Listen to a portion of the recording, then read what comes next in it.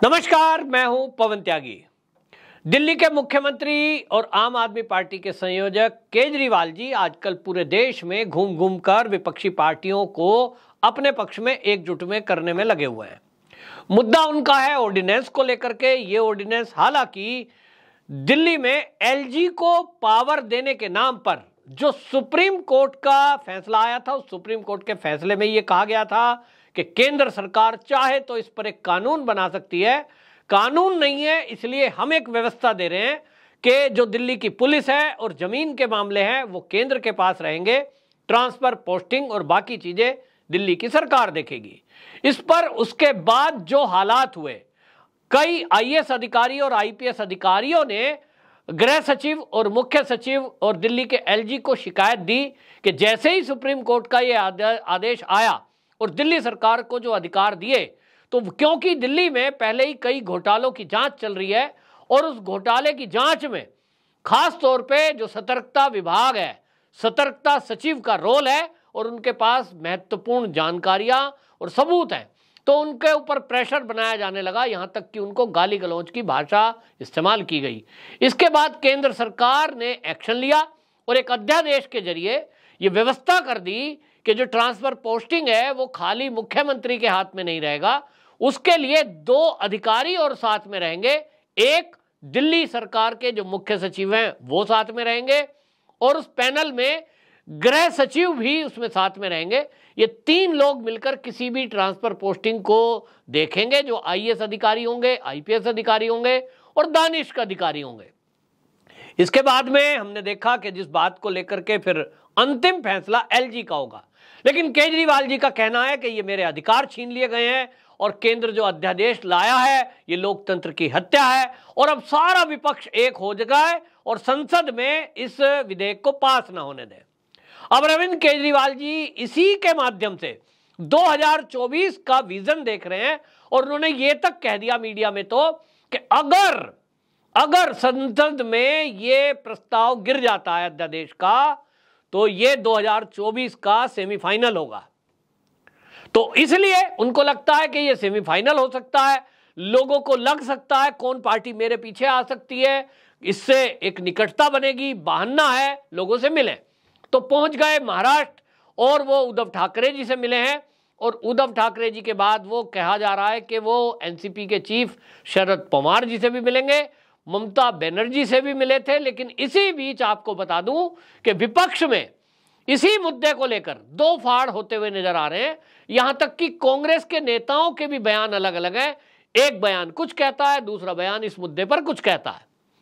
अब आपको बता दूं कि उद्धव ठाकरे भी इस मामले को लेकर वही शब्द बोल रहे हैं जो डिट्टो शब्द आपने देखा कि ये बोले गए थे कि अगर 2024 में मोदी जी आ गए तो फिर तो चुनाव ही नहीं होंगे, लोकतंत्र खत्म हो जाएगा। और ये वर्ड बोले थे पूर्व राज्यपाल सत्यपाल मलिक जी ने।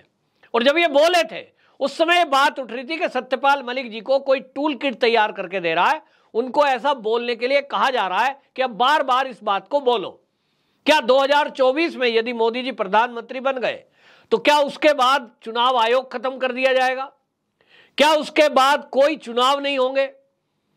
ये कैसे संभव है?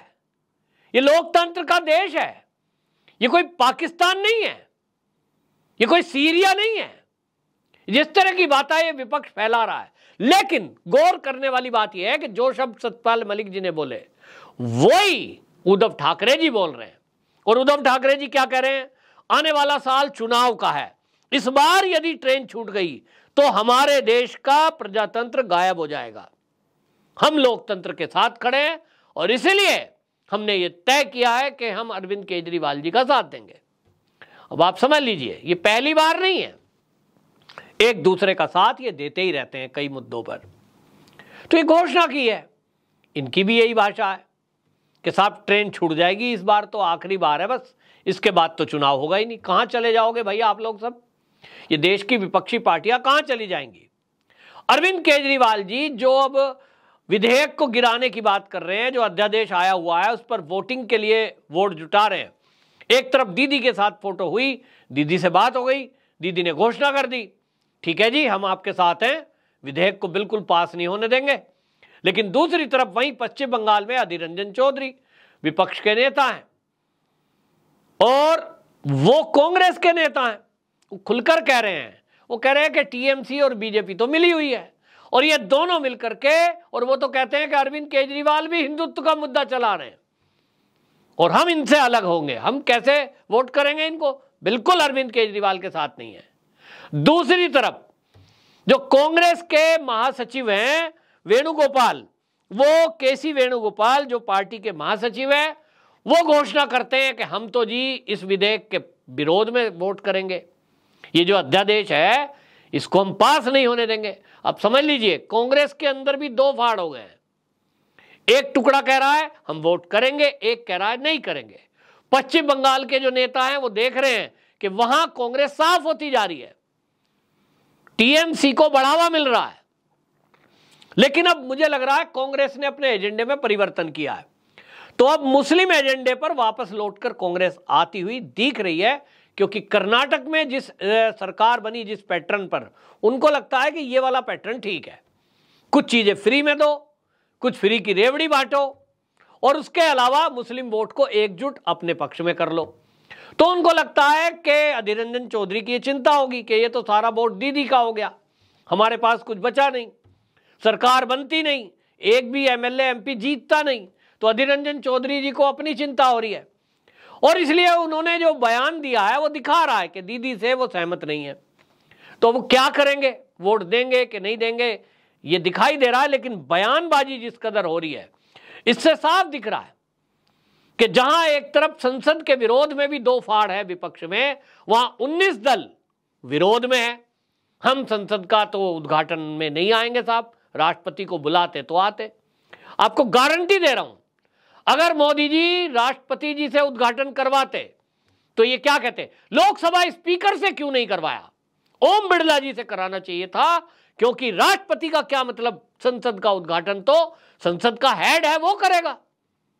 और अगर ये लोकसभा स्पीकर से करवा रहे होते तो फिर ये कहते ये साहब लोकसभा स्पीकर से क्यों करवाया है, इसमें जो है उपराष्ट्रपति को लाते, वो राज्यसभा स्पीकर हैं। मतलब विपक्ष का तो एक सूत्री कार्यक्रम है कि मोदी जी यदि सुबह उठ के ये कह देना किसी दिन टीवी पे बैठ के कि सुबह उठकर भाई सबको सबसे पहले अपना मुंह धोना है, फिर ब्रश करना है, फिर कुल्ला करना है, तो ये देश के विपक्ष की हालत ये है कि ये कई दिन तक अपना मुंह नहीं धोएगा, ये कुल्ला करना छोड़ देंगे, कहेंगे मोदी ने कहा है इसलिए हम कुल्ला नहीं करेंगे, मोदी ने कहा है हम मुंह नहीं धोएंगे। देखा ना आपने, मोदी जी ने कहा सब योग करो, योग करोगे तो निरोग रहोगे, योग आसन करके दुनिया लाभ ले रही है। और जब मोदी जी ने कहा योग करो, सारा विपक्ष गायब हो गया। आपने देखा किसी विपक्षी पार्टी के नेता को, अरे भैया ये तो शरीर के लिए है, वैक्सीन का विरोध कर रहे थे, वैक्सीन मोदी की वैक्सीन है, इसे नहीं लगवाना, लगवा लिया चोरी से, लेकिन ओपनली किसी ने नहीं लगवाई। ये वो लोग हैं जो वैक्सीन का विरोध करेंगे, हर चीज का विरोध करेंगे। तो केजरीवाल जी लगे हुए हैं कि अध्यादेश आया है इसका विरोध करो। भाई उनको ये नहीं पता कि वो मोदी हैं। आप अध्यादेश के विरोध के चक्कर में इंतजार करना, इस सत्र में नहीं आना, चिंता मत करो, 6 महीने का टाइम है। तो ये अभी आना नहीं है, शीतकालीन सत्र अभी आ नहीं रहा है, अब अगला मानसून सत्र आएगा जुलाई में, देखा जाएगा, फिर टाइम बढ़ जाता है 6 महीने का, वो तो बढ़ा सकती है, सरकार की पावर है। लेकिन इन बिटवीन सुप्रीम कोर्ट में केस जा चुका है, 1 जुलाई से कोर्ट खुलेंगी, जब गर्मियों की छुट्टी खत्म होगी उसके बाद केस लगेगा, 1, 2, 3 कोई जुलाई के महीने में 10-15 तारीख तक ये मामला निपट जाएगा। और उसमें उम्मीद ये है कि सुप्रीम कोर्ट सारे हालातों को देखते हुए ये फैसला देगा, व्यवस्था देगा कि जो केंद्र ने व्यवस्था बनाई है वो तो ठीक है, क्योंकि केजरीवाल जी वो जो 3 लोगों का पैनल बनाया उसके अध्यक्ष रखे हैं। तो देखिए इनके पास बहाना क्या है। केजरीवाल जी कह रहे हैं कि इन्होंने अध्यादेश से मामला पलट दिया, जबकि जो कमेटी 3 लोगों की बनी है उसके अध्यक्ष केजरीवाल जी खुद हैं। इसका मतलब ये केवल बहाने से विपक्ष के नेताओं को अपने पक्ष में जुटाना चाहते हैं, बयानबाजी करवा के मोदी का विरोध कराना चाहते हैं। तो ये दिख रहा है। लेकिन अभी इनके बयानों में कंट्रडिक्शन देखिए कि जैसे मैंने कहा कि एक कुछ बोल रहा है, दूसरा कुछ बोल रहा है, और आम आदमी पार्टी अब इस बात को लेकर के 11 जून को उन्होंने घोषणा कर दी है कि हम एक रैली करेंगे दिल्ली के अंदर और ये सारे विपक्षी पार्टी के नेताओं को इनवाइट करेंगे। यानी फिर वही खेल जैसे कांग्रेस का खेल था, कर्नाटक में देखा आपने कि वहां जो शपथ ग्रहण हुआ सारी विपक्षी पार्टी हाथ पकड़ करके ऊपर फोटोशूट करा रही हैं, हम साथ साथ हैं मोदी के विरोध। ऐसा ही एक आयोजन अब आम आदमी पार्टी करने जा रही है। बहाना अब की बार अध्यादेश का है। यदि ये अध्यादेश वाला मैटर नहीं होता तो केजरीवाल जी इस आयोजन को फिर भी करते, क्योंकि 24 के पहले नाटक नौटंकी करना जरूरी है कि हमारे साथ कौन कौन। तो तब ये कहते ईडी सीबीआई का दुरुपयोग हो रहा है, हमारे डिप्टी सीएम पूर्व को बंद कर रखा है, उस नाम पे कर देते। तो करना था ही, अब अध्यादेश का बहाना है। बहरहाल इसी बीच में आप देखेंगे सुप्रीम कोर्ट का भी कोई ना कोई फैसला आ जाएगा, लेकिन तब तक आप ये नोटंकी देखते रहिए लोगों की। और ये अब दो दलों का हमेशा देखा है, 14 का चुनाव, 19 का चुनाव लोकसभा का, कि विपक्षी पार्टी सब एक हैं, फिर ये एक होते हैं, फिर ये अनेक हो जाते हैं। तो अनेकता में एकता, एकता में अनेकता, ये खोजते रहते हैं। ये बात अलग है कि मोदी जी को 2024 में कोई नहीं रोक पाएगा। उद्धव जी कह रहे हैं कि ट्रेन छूट गई तो अगली बार चुनाव नहीं होगा। वो चुनाव नहीं होगा, आपकी पार्टी नहीं होगी। इसी तरह कुछ टूल किट तैयार हुई है, इनको बयान लिखकर शायद दे दिया जाता है, इनको वही बोलना है। मुझे तो ऐसा लग रहा है।